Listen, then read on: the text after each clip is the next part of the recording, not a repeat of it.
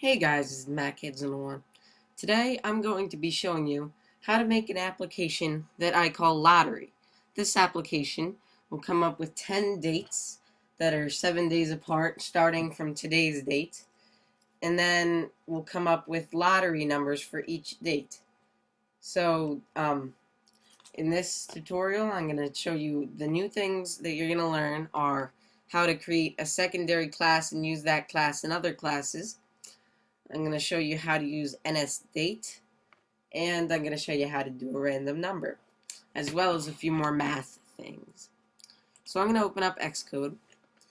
I'm going to go to File, New Project, Cocoa Application, and I'm going to call it Lottery.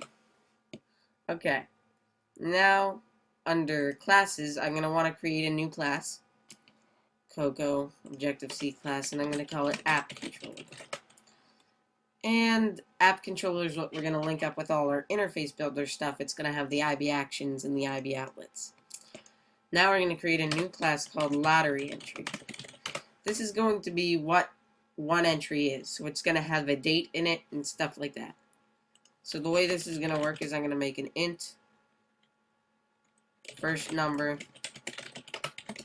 int second number, int third number, and they're going to make an NS calendar date.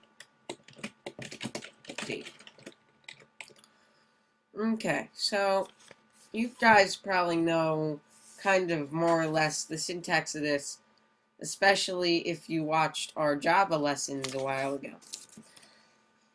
The way it works for functions is a lot different than Java though, but the way it works for variables is the same. So every single one of these variables acts as a private variable. So there's no way for other external classes to set those.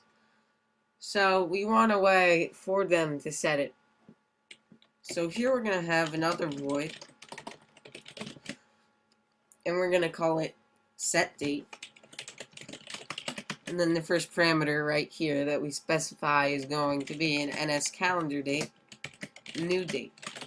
Now you guys probably know the syntax of voids more or less, but how do you do multiple parameters? Well, basically the equivalent of, let me just show you, void foo 1, foo 2, and then you could refer to 1 and 2 in there, is a lot different. The way it works here is you would do the first parameter just is the function name colon and then the first parameter. The second parameter you have to give it a whole new name. So I'm going to make it first number and then int first. Now I'm going to make another parameter, second number. I'm going to make it int second. And then I'm going to say third number, int third. Okay, so this is very wide function declaration.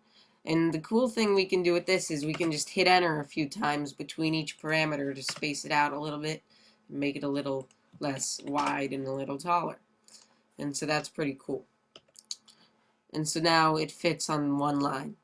So now we're going to make an NSString declaration that they will be able to call. That's a function called getString version. Okay? And then the last void is going to be deallocate. And that's just going to be used for not having memory leaks and stuff.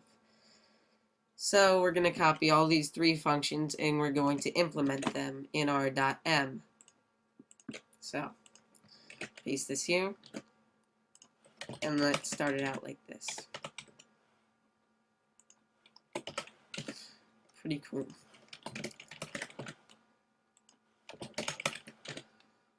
And in here we're going to do a few simple functions.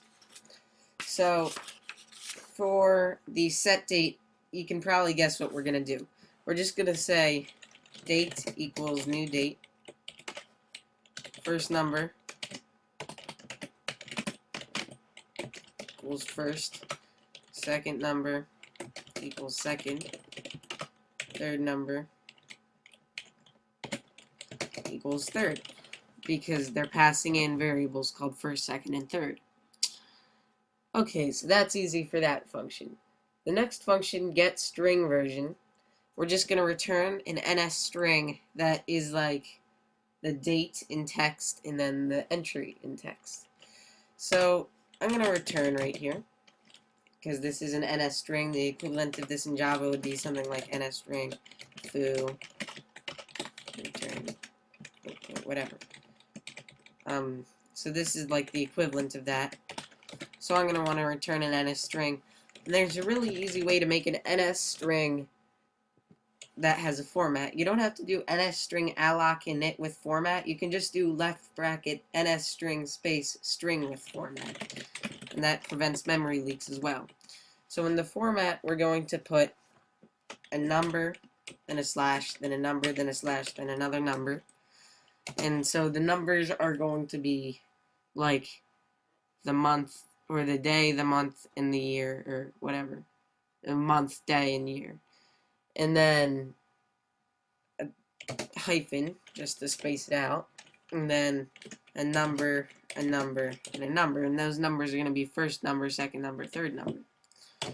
So now, as the first number, before the first slash, we're going to say date, month of year. So left bracket, date, space, month of year, right bracket. And that'll get the month of the date that has been set. Then I'm going to say date, day of week. No, day of month. Because date is actually a variable we have declared up here that this function sets. So luckily we'll have a date. It might not be today's date, but it's going to be a date that we're going to print. Then we're going to do date, year of common era. Then we're going to do first number,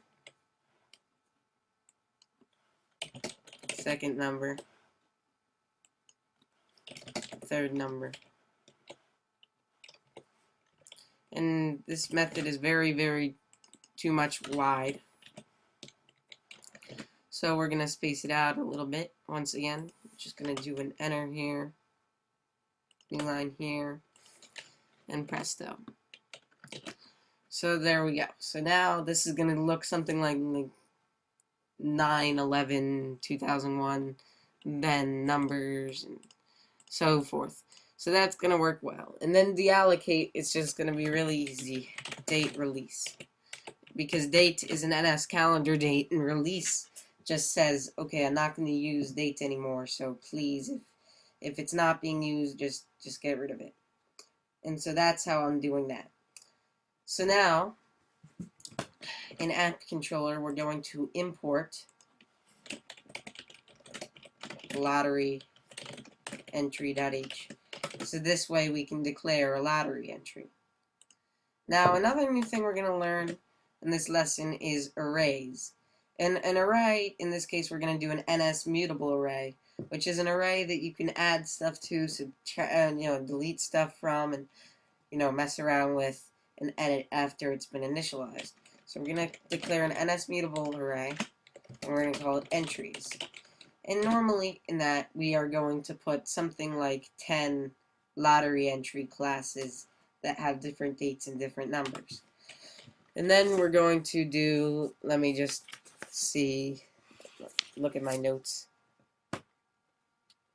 an IB outlet for, in this case, an NS text field that I'm going to be using. So this is going to be called entry text. I'll call it entry text for that. Okay, there we go. So now we're going to add one IB action. Generate new numbers. ID center. Okay, and so we can just implement this one IB action. Pretty simple. So in here is where all the magic's going to go and everything's going to come together perfectly.